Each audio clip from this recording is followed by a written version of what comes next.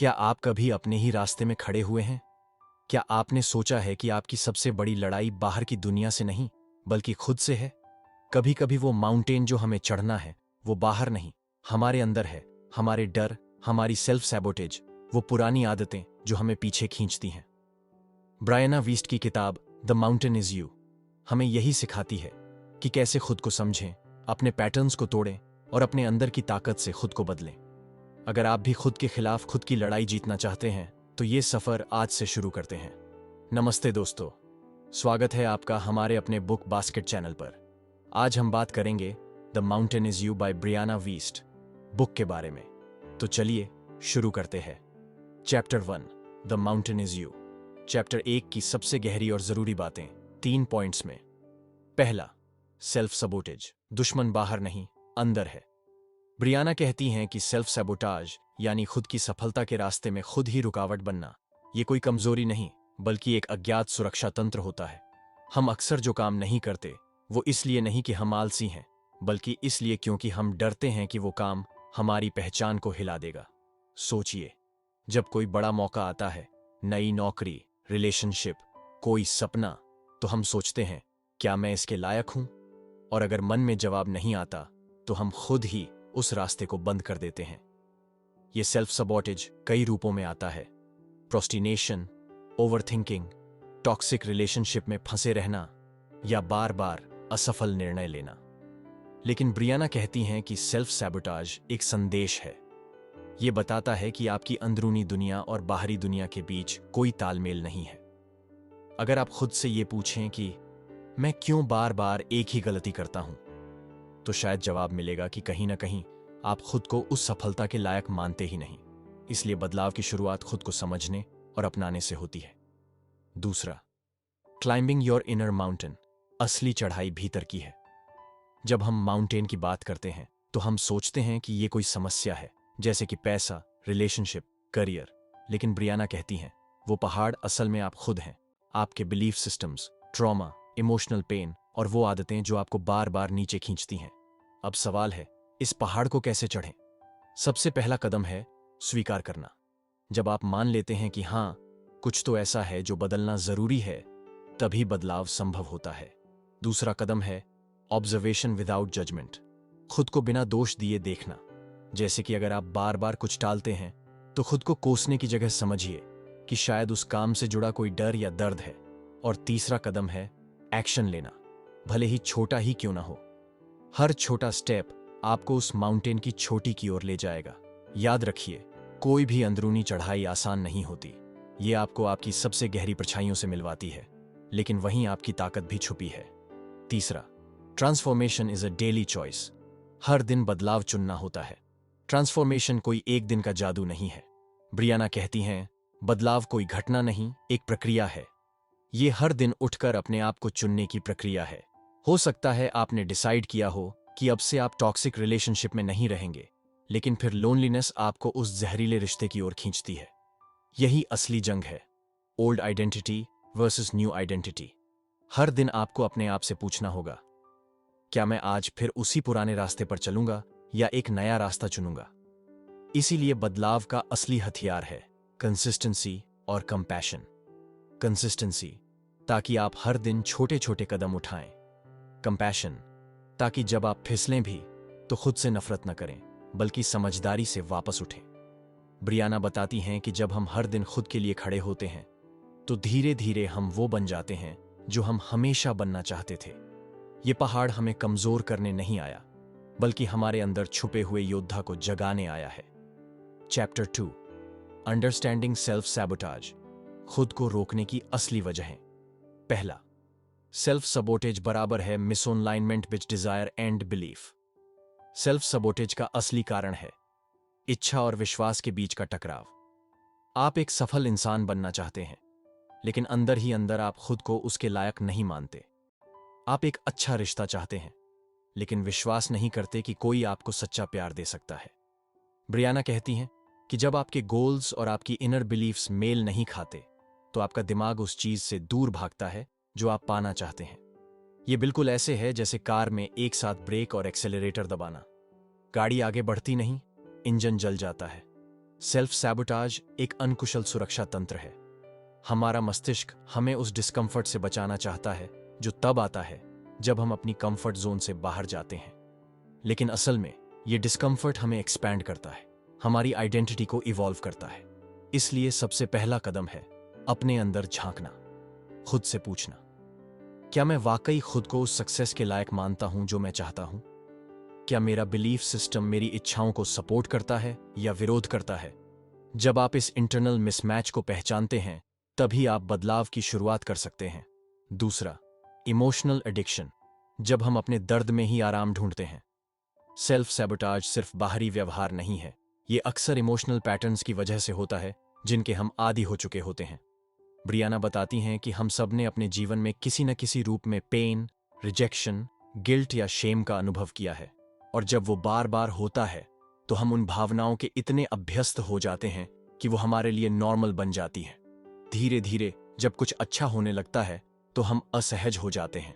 हम सबकॉन्शियसली सोचते हैं, ये सब मेरे लिए ज्यादा है, मैं इसका हकदार नहीं हूं, और फिर हम उस खुशी को खुद ही तोड़ देते हैं। इसे कहते हैं इमोशनल एडिक्शन।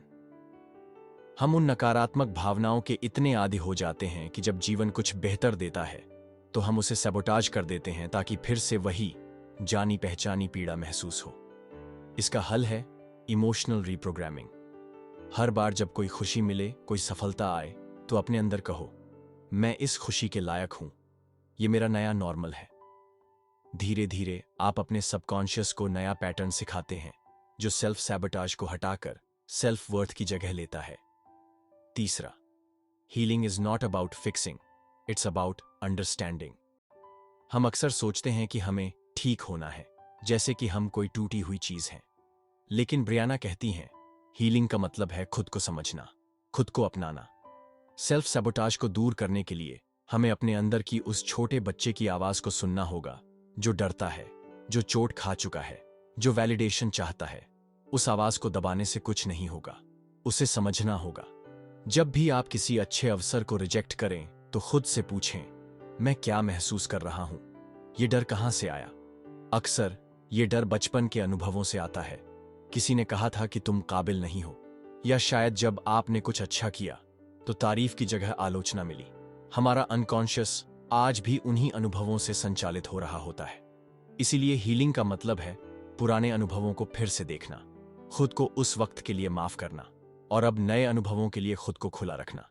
जब आप खुद को समझने लगते हैं, तब आप खुद को सजा देना बंद कर देते हैं, और वहीं से सेल्फ सैबोटाज का अंत शुरू होता है। याद रखिए, आपको खुद से लड़ना नहीं है, आपको खुद से दोस्ती करनी है। चैप्टर 3, बिल्डिंग इमोशनल इंटेलिजेंस, भावनात्मक बुद्धिमत्ता का निर्माण। पहला, emotions are messages not instructions. भावनाएं संकेत हैं, हुक्म नहीं। बहुत से लोग भावनाओं को अपनी आइडेंटिटी समझ लेते हैं। अगर गुस्सा आया तो मान लेते हैं कि उन्हें जरूर लड़ना चाहिए। अगर डर महसूस हुआ तो रुक जाना चाहिए। लेकिन ब्रियाना वीस्ट कहती हैं, emotions are messengers not mandates. भावनाएं आपको डायरेक्शन दिखाने आती हैं, लेकिन वो आदेश नहीं हैं जिन्हें आपको ब्लाइंडली फॉलो करना हो। उदाहरण के तौर पर, अगर आपको जलन महसूस होती है जब कोई और आगे बढ़ रहा है, तो इसका मतलब ये नहीं कि आप बुरे इंसान हैं। इसका मतलब है कि आपके अंदर भी उस चीज की चाहत है, और वो आपकी डायरेक्शन हो सकती है। इमोशनल इंटेलिजेंस का पहला स्टेप है भावनाओं को ऑब्जर्व करना, रिएक्ट नहीं करना। जब भी कोई स्ट्रॉन्ग इमोशन आए, कुछ देर रुकिए और खुद से पूछिए, ये भावना किस अनमेट नीड की ओर इशारा कर रही है? क्या यह भावना किसी पुराने अनुभव से ट्रिगर हुई है? क्या मैं इसे ऑब्जर्व कर सकता हूं बिना उससे जुड़ने के? यह अभ्यास आपको रिएक्टिव इंसान से रिफ्लेक्टिव इंसान बनाता है, और यही है इमोशनल मैच्योरिटी की शुरुआत। भावनाएं आना बुरी बात नहीं है, उन्हें कैसे हैंडल किया जाए यह समझना ही असली स्किल है। दूसरा, emotional triggers are unhealed wounds. भावनात्मक ट्रिगर हमारे पुराने घाव होते हैं। हम सबके जीवन में कुछ खास चीजें हैं जो हमें तुरंत परेशान कर देती हैं। किसी का एक शब्द, किसी का टोन, किसी का इग्नोर करना। ये ट्रिगर्स सिर्फ अभी की घटनाएं नहीं होती, ये हमारे पुराने जख्मों को छू देती हैं। ब्रियाना वीस्ट कहती हैं कि इमोशनल ट्रिगर्स हमें बताने आते हैं कि अब हीलिंग का समय आ गया है। उदाहरण के लिए, अगर कोई आपको मजाक में नाकाम कह दे और आप अंदर से टूट जाएं, तो इसका मतलब है कि कहीं ना कहीं आपके अंदर पहले से यह डर बैठा हुआ है कि आप वाकई नाकाम हैं। इमोशनल इंटेलिजेंस हमें ये समझने में मदद करती है कि ये ट्रिगर्स हमारी करंट रियलिटी का नहीं, बल्कि हमारी पास्ट पेन का रिफ्लेक्शन है। हमें बाहर रिएक्ट करने की बजाय अंदर जाकर पूछना है, ये जख्म कब लगा था? जब आप अपने ट्रिगर्स को पहचानते हैं, तो आप उन्हें कंट्रोल करना बंद कर देते हैं और हीलिंग शुरू होती है। आप हर बार रिएक्ट करने की बजाय रिस्पॉन्ड करना सीखते हैं, और यही सेल्फ सैबोटाज से निकलने का असली तरीका है। तीसरा, रिस्पॉन्डिंग इंस्टेड ऑफ रिएक्टिंग, प्रतिक्रिया देने की कला। इमोशनली इंटेलिजेंट लोग हर बात पर तुरंत रिएक्ट नहीं करते। वे सोचते हैं, समझते हैं और फिर रिस्पॉन्ड करते हैं। ब्रियाना इसे पॉज पावर कहती है, यानी जब कोई स्ट्रॉन्ग इमोशन आए तो तुरंत कुछ करने की बजाय थोड़ा रुकना। मान लीजिए किसी ने आपको बुरा भला कह दिया। आपका इमीडिएट रिएक्शन हो सकता है कि आप भी उसी अंदाज में जवाब दें, लेकिन अगर आप पॉज लेते हैं और समझते हैं कि सामने वाला व्यक्ति शायद खुद तनाव में है, तो आप अपनी ऊर्जा बर्बाद करने से बच सकते हैं। रिस्पॉन्ड करने का मतलब है अपनी भावनाओं को स्वीकार करना, उनके पीछे की वजह को समझना और फिर एक थॉटफुल एक्शन लेना। यह स्किल न केवल आपके पर्सनल रिलेशनशिप्स को बेहतर बनाता है, बल्कि आपको प्रोफेशनल वर्ल्ड में भी काम, क्लियर और कॉन्फिडेंट इंसान बनाता है। ब्रियाना कहती हैं, हर बार जब आप प्रतिक्रिया करने के बजाय प्रतिक्रिया करते हैं, तो आप अपनी शक्ति को पुनः प्राप्त करते हैं। हर बार जब आप रिएक्शन नहीं देते, बल्कि सोचा समझा उत्तर देते हैं, आप अपनी शक्ति को दोबारा पकड़ लेते हैं। और यही है इमोशनल इंटेलिजेंस का असली सार, स्वयं की शक्ति को पहचानना, समझना और सम्मान देना। चैप्टर 4, रिलीजिंग द पास्ट, अतीत को छोड़ना सीखें। पॉइंट 1, अतीत को पकड़े रहना आत्मविनाश का तरीका है। हम अक्सर कहते हैं, मैं अपने अतीत को भूल नहीं पा रहा, जो हुआ वो मुझे अभी भी दुख देता है। लेकिन ब्रियाना वीस्ट एक बहुत ही गहरी बात कहती हैं, holding on is hurting you more than letting go ever will. यानी अतीत को पकड़े रहना उसे जाने देने से कहीं ज्यादा नुकसान करता है। जब हम पुराने जख्म, रिश्ते, असफलताएं या अपमान को अपने दिल में जिंदा रखते हैं, तो हम असल में अपनी ही ग्रोथ को रोक रहे होते हैं। हमारा सबकॉन्शियस माइंड उस पेन को बार बार रिपीट करता है और हम बार बार उसी इमोशन में जीते हैं। जैसे कि कोई रिलेशनशिप जो खत्म हो गया है, लेकिन उसका गिल्ट, उसका अटैचमेंट, उसका रिजेंटमेंट अभी भी हमारे साथ है। हम सोचते हैं कि शायद वो वापस आ जाए या वो सिचुएशन चेंज हो जाए, लेकिन यही होप हमें वर्तमान से डिस्कनेक्ट कर देती है। ब्रियाना कहती हैं कि letting go is not forgetting, it is choosing peace over pain. हम अतीत को नहीं मिटा सकते, लेकिन हम यह चुन सकते हैं कि हम अपने आज को किस तरह जिएंगे, पीड़ा में या शांति में। हर बार जब हम किसी पुरानी चीज को पकड़ कर रखते हैं, हम एक नई संभावना को खो देते हैं। सेल्फ सबोटाज की एक छुपी हुई परत यही है, जब हम अतीत से चिपके रहते हैं, तो हम अपने भविष्य को भी उसी दर्द से भर देते हैं। इसलिए हीलिंग का रास्ता यही है, अतीत को सम्मान के साथ विदा करना और अपने आज को खुली बाहों से अपनाना। Point 2, forgiveness is for you, not for them. माफ करना खुद के लिए होता है, दूसरों के लिए नहीं। जब हमें कोई बहुत गहरा धोखा देता है या कोई ऐसा घाव देता है जो हम कभी भूल नहीं सकते, तो फॉरगिवनेस बहुत मुश्किल लगता है। लेकिन ब्रायना वीस्ट इस विषय को एक नया नजरिया देती हैं। Forgiveness is not saying they were right, it's saying you are ready to move on. माफ करना इस बात की घोषणा है कि अब आप अपने दुख, गुस्से और रिजेंटमेंट को ढोते ढोते थक चुके हैं। आप उन्हें नहीं, बल्कि खुद को आजाद कर रहे हैं। बहुत बार लोग सोचते हैं कि फॉरगिवनेस का मतलब है सामने वाले को बिना सजा के छोड़ देना, पर असल में फॉरगिवनेस एक सेल्फ हीलिंग एक्ट है, एक मेंटल डिटॉक्स है, जिससे हम अपने ही जहर से बाहर आते हैं। ब्रियाना कहती हैं कि जब हम दूसरों को माफ नहीं करते, तो हम अपने दिमाग और दिल को उसी पल में फंसा कर रखते हैं। वो व्यक्ति तो शायद अपनी जिंदगी में आगे बढ़ गया होगा, लेकिन हम उसी जगह पर खड़े रह जाते हैं, बार बार वही दर्द, वही कहानी, वही घुटन। फॉरगिवनेस डजंट मीन कि आपको बाउंड्रीज नहीं रखनी चाहिए, बल्कि माफ करना और खुद की रक्षा करना दोनों एक साथ संभव हैं। असल में फॉरगिवनेस आपको क्लैरिटी देता है। आप समझ पाते हैं कि किसे पास रखना है, किसे दूर। और तब आप डर और क्रोध से नहीं, बल्कि समझ और प्रेम से निर्णय लेते हैं। यही सच्ची फ्रीडम है, जब आप खुद को उन मेंटल चेन से मुक्त कर लेते हैं जो अतीत ने बांधी थीं। कई लोग अपने अतीत की गलतियों, तकलीफों या अनुभवों से अपनी आइडेंटिटी बना लेते हैं। जैसे, मैं वही इंसान हूं जिसे धोखा मिला था, मैं कभी अच्छा नहीं कर पाया, मुझे हमेशा ठुकरा दिया गया। ये स्टेटमेंट्स हमारे सबकॉन्शियस माइंड को प्रोग्राम करती हैं और हम उसी स्टोरी को दोहराने लगते हैं। ब्रियाना वीस्ट कहती हैं, the story you tell yourself becomes the life you live. अगर आप बार बार अपने अतीत की कहानी को ही रिपीट करते रहेंगे, तो आप एक ही इमोशनल लूप में फंसे रहेंगे, बिना आगे बढ़े। आपका अतीत आपके जीवन का हिस्सा है, आपकी कहानी का एक चैप्टर है, लेकिन वो पूरी किताब नहीं है। आप हर दिन एक नया पन्ना लिख सकते हैं, अगर आप खुद को ये इजाजत दें। खुद से पूछिए, क्या मैं अतीत की कहानी को दोहरा रहा हूं या उससे कुछ नया सीख रहा हूं? क्या मैं अपने आप को वही पुराना लेबल दे रहा हूं जो दुनिया ने दिया था? सेल्फ आइडेंटिटी को रीडिफाइन करने का पहला कदम है अपने आप को अलग नजरिए से देखना। ना कि किसी पीड़ित के रूप में, बल्कि एक वॉरियर के रूप में, जिसने उन हालातों से बाहर निकलने की कोशिश की है। जब आप यह समझ जाते हैं कि आपका अतीत आपको डिफाइन नहीं करता, तो आप अपने भविष्य की चाबी खुद के हाथ में लेते हैं। आप किसी भी वक्त एक नया सेल्फ इमेज बना सकते हैं, और वही है सेल्फ मास्टरी की शुरुआत। चैप्टर 5, बिल्डिंग इमोशनल इंटेलिजेंस, भावनात्मक बुद्धिमत्ता को विकसित करना। पॉइंट 1, आत्म जागरूकता ही भावनात्मक बुद्धिमत्ता की नींव है। भावनात्मक बुद्धिमत्ता का पहला और सबसे महत्वपूर्ण स्तंभ है आत्म जागरूकता, सेल्फ अवेयरनेस। ब्रियाना वीस्ट बताती हैं कि जब तक हम अपनी भावनाओं को पहचानना और समझना नहीं सीखते, तब तक हम न तो उन्हें नियंत्रित कर सकते हैं और न ही उनसे आगे बढ़ सकते हैं। अक्सर हम अपने व्यवहार, विचार और प्रतिक्रियाओं को ऑटोमैटिक समझते हैं। हम गुस्से में चिल्ला देते हैं, डर में भाग जाते हैं या दुख में खुद को अलग थलग कर लेते हैं, और फिर सोचते हैं कि मैं ऐसा क्यों करता हूं।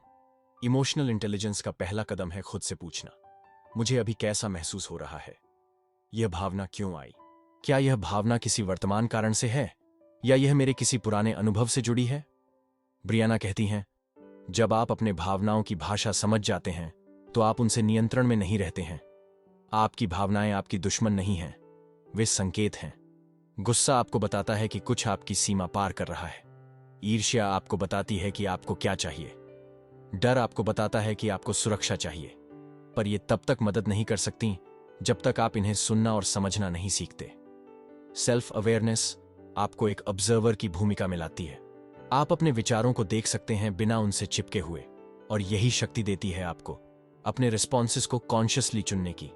जब आप भावनाओं की गहराई में जाते हैं, तो आप अपने रिएक्शंस को नहीं, अपने पैटर्न्स को हील करना शुरू करते हैं, और वहीं से आपके भीतर की इंटेलिजेंस ग्रो होती है, एक ऐसी समझ जो सिर्फ सोच से नहीं, दिल से आती है।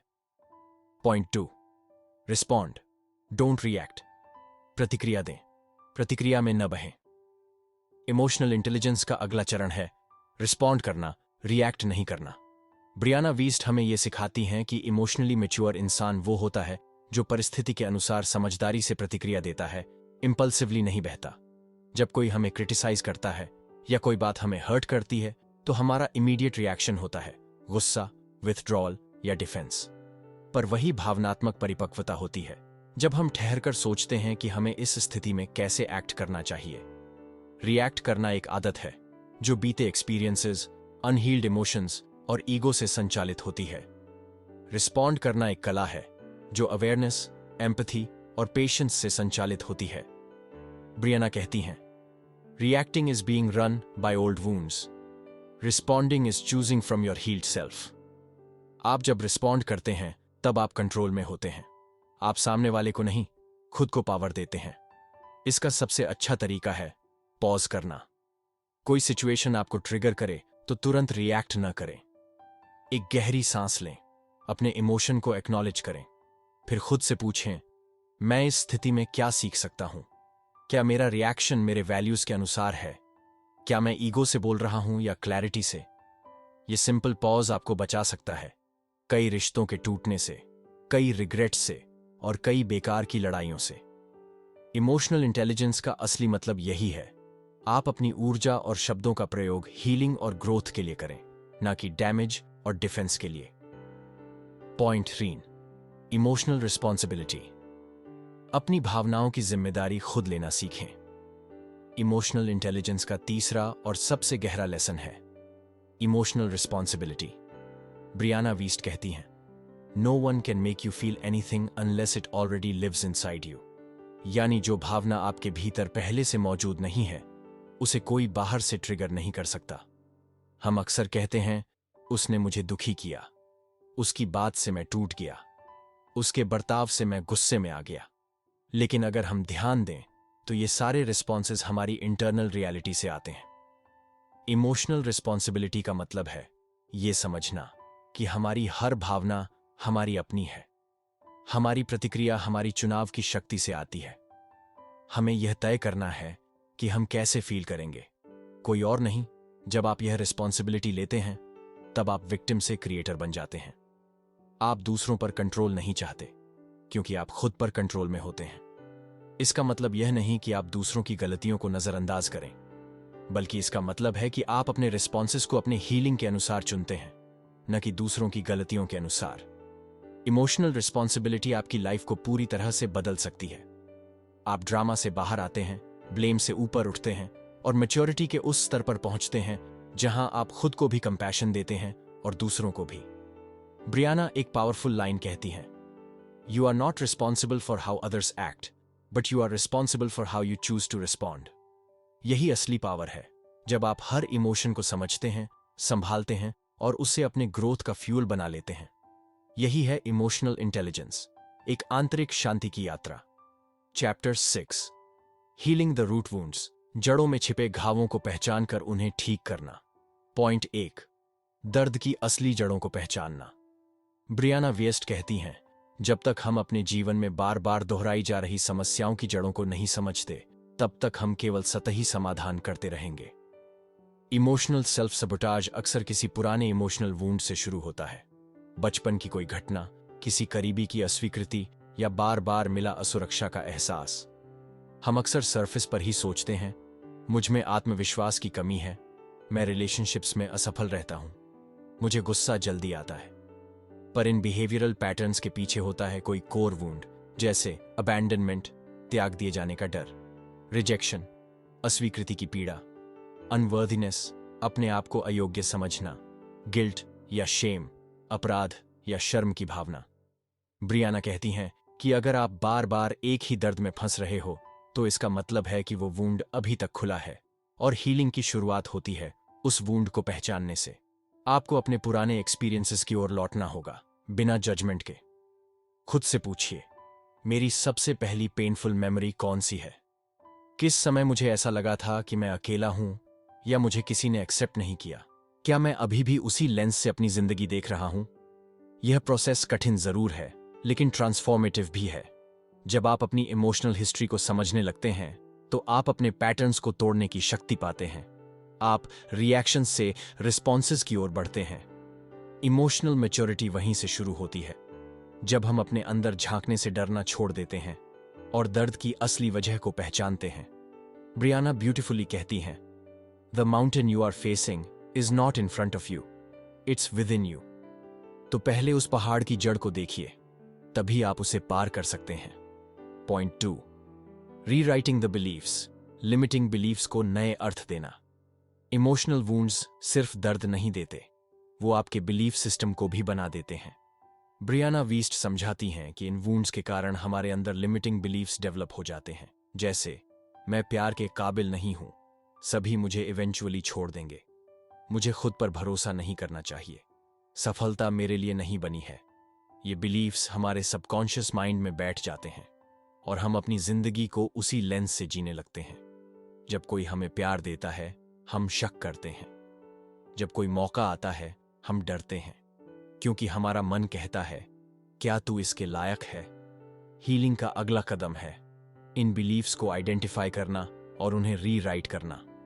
ब्रियाना कहती हैं, you can not change your life until you change the story you keep telling yourself. तो अब वक्त है पुरानी कहानी को बदलने का। इसका अभ्यास कैसे करें? अपने रिपीटिंग थॉट्स को लिखिए। हर बार जब आप सोचें मैं ये नहीं कर सकता, तो खुद से पूछें क्या ये एब्सोल्यूट ट्रूथ है या कोई पुराना बिलीफ जो अब इरेलेवेंट है। फिर कॉन्शियसली एक नया बिलीफ चुनिए, जैसे मैं सीख सकता हूं, मैं ग्रोथ के लायक हूं, मैं बदल सकता हूं। यह एक बार का काम नहीं है, ये डेली प्रैक्टिस है। हर बार जब पुराना बिलीफ एक्टिवेट हो, आप अवेयरनेस से उसे पकड़ें और कंपैशन से उसे बदलें।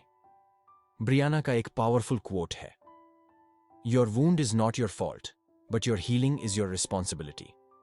इसलिए पुराने बिलीव्स को समझिए, उन्हें बदलिए और खुद के लिए एक नया एम्पावर्ड वर्जन बनाइए। Point 3, emotional release and forgiveness.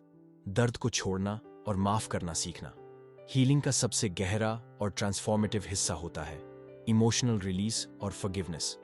Brianna Wiest बताती हैं कि जब तक हम अपने अंदर दबी हुई भावनाओं को बाहर नहीं निकालते, तब तक वो हमें सैबोटाज करती रहती हैं। हम अक्सर दर्द को सप्रेस करते हैं क्योंकि वो अनकंफर्टेबल होता है, पर वो भावनाएं वहीं अंदर रहती हैं। Guilt, shame, anger, fear, grief और हमारी बॉडी, माइंड और सोल को प्रभावित करती हैं। ब्रियाना कहती हैं, you cannot heal what you won't feel. आपको अपने दर्द को फील करना होगा, एक्नॉलेज करना होगा और धीरे धीरे उसे रिलीज करना होगा। कभी कभी इसका तरीका क्राइंग होता है, जर्नलिंग होता है, या थेरेपी या मेडिटेशन। हीलिंग में कोई शॉर्टकट नहीं है, पर रिलीफ जरूर है। इसके साथ साथ एक और प्रैक्टिस जरूरी है, फॉरगिवनेस। ये फॉरगिवनेस दूसरों के लिए नहीं, खुद के लिए होता है। खुद को माफ करना उन चॉइसेस के लिए जो आपने दर्द में की। खुद को माफ करना उस वर्जन के लिए जो बस सरवाइव कर रहा था। दूसरों को माफ करना ताकि आप अपनी एनर्जी को रिजेंटमेंट में नहीं, फ्रीडम में लगा सकें। ब्रियाना ब्यूटिफुली कहती हैं, forgiveness is not saying it was okay, it's saying I no longer want to carry the pain. आपकी हीलिंग जर्नी तभी पूरी होती है जब आप खुद को उस बैगेज से आजाद कर देते हैं जो अब आपकी ग्रोथ में बाधा है। इमोशनल रिलीज और फॉरगिवनेस कोई कमजोर बनने की प्रक्रिया नहीं है, ये तो सबसे साहसी काम है। अपने दर्द को देखना, उसे महसूस करना और फिर प्यार से उसे छोड़ देना। यहीं से शुरू होता है आपका ट्रांसफॉर्मेशन, भीतर से। Chapter 7, building emotional intelligence. भावनात्मक समझ विकसित करना। पॉइंट 1, इमोशंस को समझना, वो भाषा जो आपकी आत्मा बोलती है। ब्रियाना वीएस्ट इस अध्याय में बताती हैं कि हमारी भावनाएं हमें कमजोर नहीं बनाती, बल्कि वे हमारे सबसे बड़े संकेतक, इंडिकेटर्स होती हैं। इमोशनल इंटेलिजेंस का पहला कदम है अपनी भावनाओं को पहचानना और उन्हें जज किए बिना स्वीकार करना। अक्सर हम गुस्से, डर या उदासी को नेगेटिव फीलिंग्स मानते हैं, लेकिन ब्रियाना कहती हैं, feelings are messengers, not problems to solve. आपके अंदर जो भी इमोशन है वो कुछ कह रहा है। गुस्सा कहता है कोई सीमा, बाउंड्री टूट रही है। डर कहता है कहीं अंदर अनिश्चितता है। उदासी कहती है कोई हानि हुई है या कोई जरूरत अधूरी रह गई है। इमोशनल अवेयरनेस का मतलब ये नहीं कि आप हर भावना को एक्सप्रेस करें, बल्कि ये समझना कि वो भावना आपको क्या सिखा रही है। हर इमोशन एक सूचना है, एक लेसन। ब्रियाना एक अभ्यास सुझाती है, जब कोई स्ट्रॉन्ग इमोशन आए तो खुद से पूछिए, मैं वास्तव में क्या महसूस कर रहा हूं? ये भावना कहां से आई है? क्या ये अभी की है या किसी पुराने अनुभव से जुड़ी हुई है? ये भावना मुझे किस दिशा में खींच रही है? जब आप इमोशंस को ऑब्जर्व करने लगते हैं, तब आप उनके शिकार नहीं रहते, आप उनके मास्टर बन जाते हैं। यही पहला स्टेप है इमोशनल इंटेलिजेंस का, अवेयरनेस और एक्सेप्टेंस। और जब अवेयरनेस आ जाए तो हीलिंग अपने आप शुरू हो जाती है। Point 2, responding versus reacting. सोच समझकर जवाब देना, तुरंत प्रतिक्रिया नहीं। इमोशनल इंटेलिजेंस का दूसरा हिस्सा है रिएक्शंस को रिस्पॉन्सेज में बदलना। अक्सर जब कोई ट्रिगरिंग मोमेंट आता है तो हम इंपल्सिवली रिएक्ट करते हैं। कोई कुछ कह दे तो हम गुस्से में बोल पड़ते हैं, कोई इग्नोर करे तो हम डिफेंसिव हो जाते हैं। ब्रियाना वीस्ट कहती हैं, emotional intelligence means pausing long enough to choose a response aligned with who you want to be. ये पॉज, यही गैप हमें रिएक्शन से बचाकर मैच्योरिटी की ओर ले जाता है। इमोशंस महसूस करना गलत नहीं है, लेकिन उन इमोशंस से कंट्रोल हो जाना, यहीं सेल्फ सैबोटाज शुरू होता है। ब्रियाना एक पावरफुल तरीका बताती हैं, पॉज प्रैक्टिस। जब भी कोई तीव्र भावना उठे, तो 3 गहरी सांसें लें। खुद से पूछें, क्या यह भावना मेरे सच को दिखा रही है या पुराने घाव को? फिर सोचें, मेरे सबसे वाइज वर्जन को इस परिस्थिति में क्या करना चाहिए? जब हम रिएक्ट करते हैं तब हम अपनी शक्ति दूसरों को दे देते हैं। जब हम रिस्पॉन्ड करते हैं तब हम अपने अंदर की शक्ति एक्टिवेट करते हैं। इमोशनल इंटेलिजेंस हमें खुद पर नियंत्रण देती है ताकि हम एक्सटर्नल केओस में भी इंटरनल शांति बनाए रख सकें। और यही असली ताकत है, बाहर नहीं, भीतर मजबूत होना। पॉइंट 3, इमोशनल मैच्योरिटी, जिम्मेदारी लेना और दूसरों को ब्लेम ना करना। इमोशनल इंटेलिजेंस का अंतिम और सबसे महत्वपूर्ण भाग है इमोशनल मैच्योरिटी, यानी कि जिम्मेदारी लेना। ब्रियाना वीस्ट कहती हैं, maturity is when you stop blaming the world and start changing your inner world. Emotional maturity तब आती है जब आप ये मान लेते हैं कि आपके अनुभवों ने आपको शेप किया, लेकिन अब आप उन्हें रीशेप कर सकते हैं। आपके ट्रिगर्स आपकी हीलिंग का हिस्सा हैं, न कि आपकी पहचान। आप दूसरों की बिहेवियर के लिए जिम्मेदार नहीं हैं, लेकिन अपनी रिस्पॉन्स के लिए हैं। जब कोई आपको हर्ट करता है तो मैच्योर व्यक्ति सोचता है, उसने जो किया वो उसकी अंडरस्टैंडिंग और पेन से आया, लेकिन मैं क्या चूज करूंगा? यहीं से कंपैशन आता है, अपने लिए और दूसरों के लिए। ब्रियाना यहां एक और बेहद गहरा अभ्यास बताती हैं, रेडिकल रिस्पॉन्सिबिलिटी। हर परिस्थिति में खुद से पूछिए, इस स्थिति में मेरी भूमिका क्या है? मैं क्या सीख सकता हूं? मैं क्या बदल सकता हूं? जब आप ब्लेम छोड़ते हैं और रिस्पॉन्सिबिलिटी लेते हैं, तब आप अपना जीवन खुद क्रिएट करना शुरू करते हैं। अब आप विक्टिम नहीं रहते, आप क्रिएटर बन जाते हैं। इमोशनल इंटेलिजेंस का असली रूप मैच्योरिटी में है, जहां आप अपने फीलिंग्स को मैनेज करना सीखते हैं, दूसरों को समझना शुरू करते हैं और सबसे जरूरी, खुद को अपनी सबसे मजबूत स्थिति में इवॉल्व करते हैं। ब्रियाना ब्यूटिफुली कहती हैं, the highest form of emotional intelligence is learning how to stand with yourself through anything. और यही वह ताकत है जो पहाड़ को भी हिला सकती है, क्योंकि अब वो पहाड़ आप नहीं हैं, आपने उसे पार कर लिया है। चैप्टर 8, रीराइटिंग योर स्टोरी, अपनी कहानी दोबारा लिखना। पॉइंट 1, अपनी पहचान के पुराने संस्करण को पहचानना और छोड़ना। ब्रियाना वेस्ट इस अध्याय में एक गहरा सवाल उठाती है, क्या आप वो इंसान हैं जो आप खुद को मानते हैं, या वो इंसान जो आपको बनाया गया है? हम सब बचपन से ही कहानियों से घिरे होते हैं, जो परिवार, समाज और अनुभव हमें सुनाते हैं। धीरे धीरे हम उन कहानियों को अपनी पहचान बना लेते हैं। मैं इंट्रोवर्ट हूं, मुझसे कुछ बड़ा नहीं हो सकता, मेरे साथ हमेशा बुरा होता है। ये स्टेटमेंट्स कहानी नहीं, हमारी आइडेंटिटी बन जाती हैं। ब्रियाना बताती हैं कि अगर आप अपने जीवन में बदलाव चाहते हैं तो सबसे पहले आपको अपने अंदर की स्टोरी टेलिंग वॉइस को पकड़ना होगा। वो वॉइस जो हर बार आपको पीछे खींचती है, डराती है या लिमिट करती है। और ऐसा करने के लिए पहला कदम है अवेयरनेस। कौन सी बातें आप बार बार अपने बारे में सोचते हैं? कौन से लिमिटेड बिलीफ्स आपकी हैबिचुअल स्टोरी का हिस्सा बन चुके हैं? क्या ये बिलीफ्स सच हैं या सिर्फ कंडीशन थॉट्स? ब्रियाना एक पावरफुल जर्नलिंग एक्सरसाइज सुझाती हैं। एक पन्ना लें और लिखें, मेरे बारे में पुरानी कहानी क्या कहती है? फिर दूसरी लाइन में लिखें, अगर मैं खुद को फिर से लिख सकूं तो मेरी नई कहानी क्या होगी? यही शिफ्ट आपके माइंडसेट को बदलता है। पहाड़ चढ़ने से पहले आपको यह जानना होगा कि वह पहाड़ असल में क्या है, और कई बार वह पहाड़ आपकी अपनी कहानी ही होती है। इसलिए आइडेंटिफाई कीजिए, कौन सी स्टोरी आपको डिफाइन कर रही है और क्या वो सच में आपकी है। पॉइंट 2, नई कहानी रचना, अपनी शक्ति को पुनः पाना। अब जब आपने अपनी पुरानी कहानी को पहचान लिया है, अगला कदम है नई कहानी रचना। ब्रियाना कहती हैं, the most powerful thing you can do is decide who you want to be and start telling that story. यानी अपनी नई पहचान बनाना कोई बाहरी काम नहीं, यह एक आंतरिक क्रांति है। जब आप कहते हैं, मैं कॉन्फिडेंट हूं, मैं केपेबल हूं, मैं बदल सकता हूं, तो यह कोई झूठ नहीं है, बल्कि यह आपके सबकॉन्शियस माइंड को नया संदेश देना है। लेकिन यहां एक पॉइंट बहुत महत्वपूर्ण है, सिर्फ एफर्मेशन से कुछ नहीं होगा जब तक आपकी हैबिट्स और एक्शंस उस नई कहानी के अनुरूप ना हो।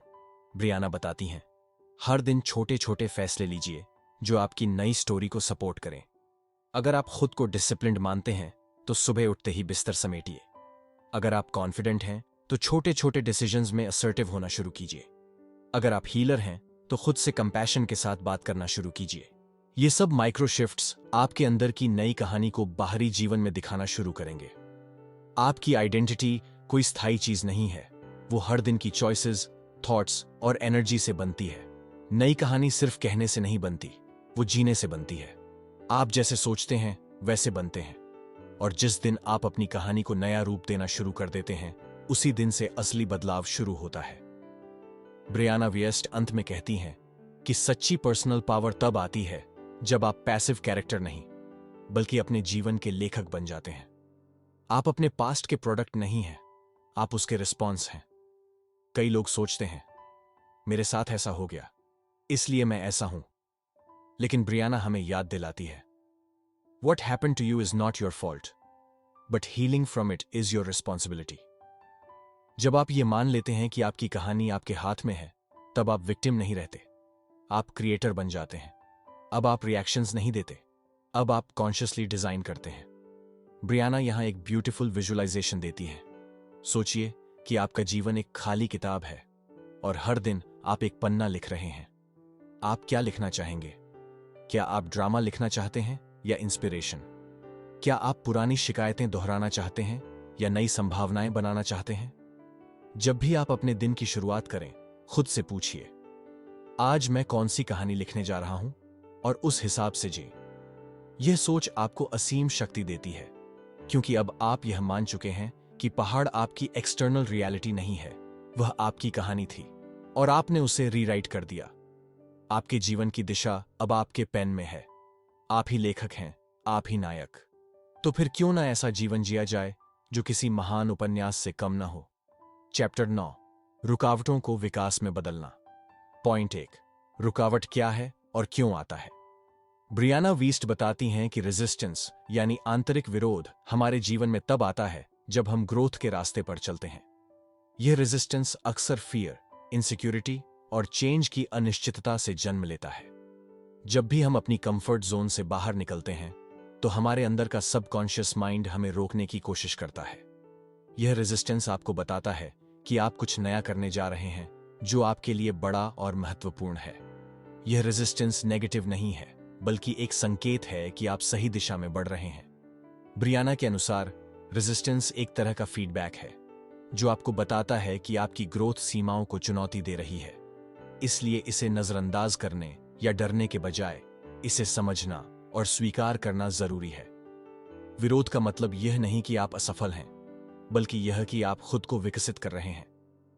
इस फेज में सबसे जरूरी होता है अपने डर को पहचानना, अपनी असुरक्षा से लड़ना और आगे बढ़ने का संकल्प बनाए रखना। यह रेजिस्टेंस आपको कमजोर नहीं बनाता, बल्कि मजबूत बनाता है। पॉइंट 2, रेजिस्टेंस को ग्रोथ में बदलने के तरीके। ब्रियाना वेस्ट बताती हैं कि रेजिस्टेंस को ओवरकम करने का तरीका है उसे समझना और उसकी ऊर्जा को पॉजिटिव दिशा में मोड़ना। इसके लिए सबसे पहला कदम है सेल्फ अवेयरनेस। यह समझना कि रेजिस्टेंस कब और क्यों आता है। क्या यह आपके पुराने डर से जुड़ा है या यह आपकी सफलता से डर का संकेत है? दूसरा कदम है रेजिस्टेंस को चैलेंज के रूप में स्वीकार करना। जब भी कोई रुकावट आए तो खुद से पूछिए, मैं इस चुनौती से क्या सीख सकता हूं? यह मुझे किस दिशा में ले जा रहा है? क्या मैं इस बाधा को पार करके और भी बेहतर बन सकता हूं? तीसरा कदम है स्मॉल एक्शनेबल स्टेप्स लेना। ब्रियाना कहती हैं कि जब रेजिस्टेंस बहुत बड़ा लगे तो छोटे छोटे कदम उठाएं। हर दिन एक छोटा काम करें जो आपकी ग्रोथ को सपोर्ट करे। छोटे बदलाव समय के साथ बड़ी ट्रांसफॉर्मेशन लेकर आते हैं। इस प्रोसेस में पेशेंस और सेल्फ कंपैशन बेहद जरूरी है। जब आप खुद से प्यार और समझदारी से पेश आते हैं तो रेजिस्टेंस अपने आप कम होने लगता है। ग्रोथ का मतलब सिर्फ आगे बढ़ना नहीं, बल्कि खुद को होल एक्सेप्टेंस देना भी है। पॉइंट 3, ग्रोथ माइंडसेट अपनाना और अपने संघर्ष को अपनाना। अंतिम पॉइंट में ब्रियाना बताती हैं कि ग्रोथ माइंडसेट ही आपकी सबसे बड़ी ताकत है। ग्रोथ माइंडसेट का मतलब है यह मानना कि आपकी क्षमताएं स्थिर नहीं हैं, बल्कि मेहनत, सीखने और अनुभव से बढ़ती हैं। जब आप रेजिस्टेंस को अपनी वीकनेस नहीं बल्कि लर्निंग अपॉर्चुनिटी मानते हैं तो आप लगातार विकसित होते हैं। ब्रियाना कहती हैं कि अपने स्ट्रगल को गले लगाना सीखिए, क्योंकि वही स्ट्रगल आपको अपने सपनों के करीब ले जाता है। हर बार जब आप अपने भीतर की आवाज को सुनकर रुकावट को पार करते हैं तो आप नए स्तर पर पहुंच जाते हैं। ग्रोथ माइंडसेट अपनाने का एक प्रैक्टिकल तरीका है फेलियर्स को फीडबैक के रूप में लेना। गलतियों को खुद पर हमला समझने के बजाय उन्हें सीखने का जरिया मानना। इससे आप अपनी स्टोरी को खुद लिखने लगेंगे और रेजिस्टेंस आपको नहीं रोकेगा। जब आप खुद को एक लर्नर मान लेते हैं तो जीवन की हर चुनौती एक नया मौका बन जाती है और यही माइंडसेट आपको आपके पहाड़ को पार करने में मदद करता है। चैप्टर 10 एम्ब्रेसिंग द क्लाइंब, चढ़ाई को अपनाना और अंत तक पहुंचना। पॉइंट 1 चढ़ाई को एक प्रक्रिया के रूप में अपनाना। ब्रियाना वियस्ट कहती हैं कि जो सबसे बड़ी बात हमें समझनी चाहिए वह यह है कि खुद को बदलना या अपनी सबसे बड़ी चुनौतियों को पार करना कोई एक पल की घटना नहीं है। ये एक लंबी, लगातार चलने वाली प्रक्रिया है। कभी कभी आप ऊपर चढ़ेंगे तो कभी गिरेंगे, लेकिन हर कदम आपको आपके लक्ष्य के और करीब ले जाएगा। जो लोग सफलता पाते हैं वे नहीं जो कभी गिरते नहीं, बल्कि वे हैं जो हर बार गिरकर उठते हैं। यह चढ़ाई केवल बाहरी नहीं बल्कि आपके अंदर का भी सफर है।